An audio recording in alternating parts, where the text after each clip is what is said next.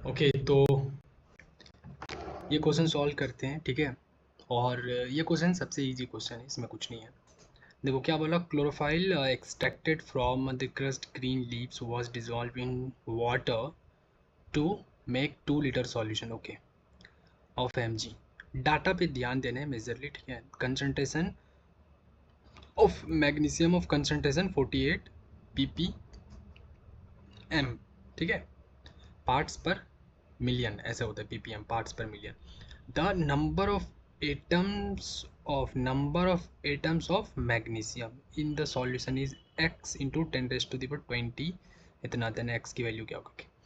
क्या इसने पूछा, नंबर ऑफ एटम्स बता दो, ठीक है। तो नंबर ऑफ एटम्स का क्या फॉर्मूला होता है कि हमें तो पहले मोल्स चाहिए, राइट। ये मोल्स चाहिए और उसको मल्टीप्लाई कर देंगे हम एवोगाड्रो नंबर से, ठीक है। तो अब मोल्स हमें किसका चाहिए, मैग्नीशियम का, क्योंकि इसने हमें मैग्नीशियम का ही पूछा है, number of atoms of magnesium, right, yes. तो देखो कि हम यहाँ पे जब मोल्स ऑफ मैग्नीशियम की बात करेंगे तो मोल्स का क्या फॉर्मूला होता है, given weight upon molecular weight. हाँ, गिवन वेट मॉलिक्यूलर तो ठीक है, मैग्नीशियम कितना होता है, मैग्नीशियम mg 12 और यहाँ पे 24 हो गया, ठीक है।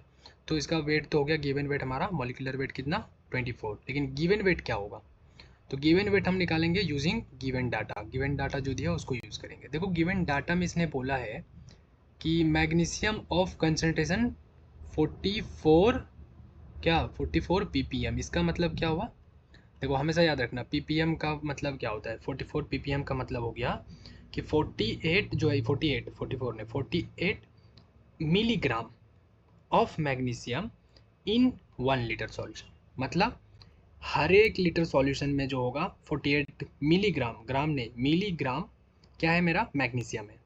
हाँ, 1 लीटर में हमारा कितना है 48 मिलीग्राम मैग्नीशियम। 2 लीटर में कितना होगा, इसको 48 मल्टीप्लाई 2 कर दो, उतना मिलीग्राम हो जाएगा मैग्नीशियम। 3 लीटर में उसको 3 से मल्टीप्लाई कर दो इस चीज़ को।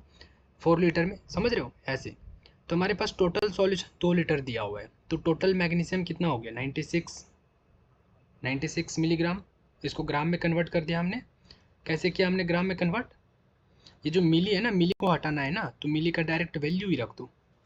मिली का क्या करो, डायरेक्ट वैल्यू रख दो। क्या होता है 1 मिली इक्वल टू 10⁻³ बताया था ना, यस, यस इतना होता है ना मिली, हाँ।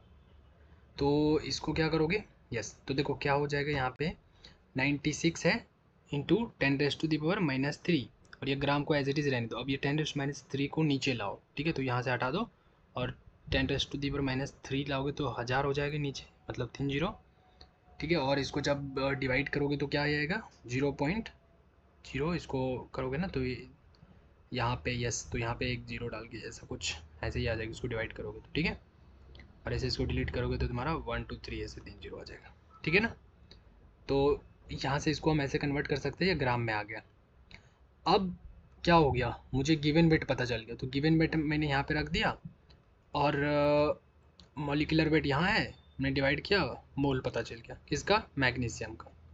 मोल पता चल गया। अब ये मोल में कहाँ रखना है, यहाँ पे रखना है। देखो मोल मल्टीप्लाई एवोगाड्रो नंबर, उसको मल्टीप्लाई करोगे 24.8 इंटू 10⁻20, क्योंकि इसने 10⁻20 के फॉर्मेट में पूछा, देख रहे हैं, इसीलिए बचा हुआ चीज़ जो है उसको हम x बोल देंगे।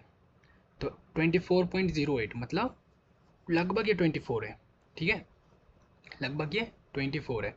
अगर ये 24.98 ऐसा करके होता ना तो हम इसको 25 बोलते हैं, लेकिन यहाँ पे ये 9 नहीं है, यहाँ पे 8 भी नहीं है, यहाँ पे 6 भी नहीं, 7 भी नहीं, यहाँ डायरेक्ट 0 है, समझ रहे हो, और ये 8 है, तो इसलिए हम इसको 24 बोलेंगे, ठीक है।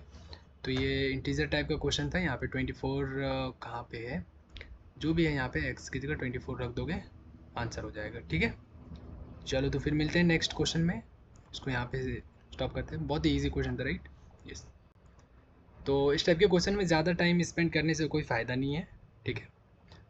टाइम अगर स्पेंड करना ही है तो नए क्वेश्चंस में, अच्छे क्वेश्चन में जिसमें नया कॉन्सेप्ट लग रहा है, थोड़ा मतलब जो कॉन्सेप्ट है वो घुमा के पूछा है, ठीक है। जैसे कि 116 वाला जो क्वेश्चन था, 116 नंबर वाला क्वेश्चन, उस टाइप के क्वेश्चंस में जानबूझ के ज़्यादा टाइम लगाओ, ठीक है, दैट इज़ बेनिफिशियल, ठीक है। चलो।